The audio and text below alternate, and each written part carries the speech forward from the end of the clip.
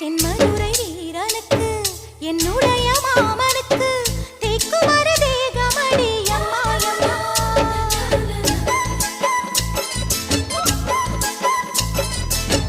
மாமன் பெற்ற பெண்ணுனக்கு மையெழுதும் கண் எதுக்கு என்னை வந்து கொல்லுதடி அம்மா அம்மா.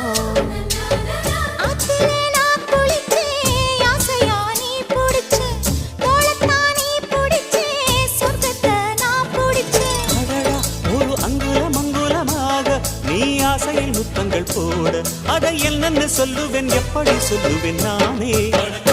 சந்தனமே குங்குமமே நில்லடியோ இனிக்கும் செந்தமிழில்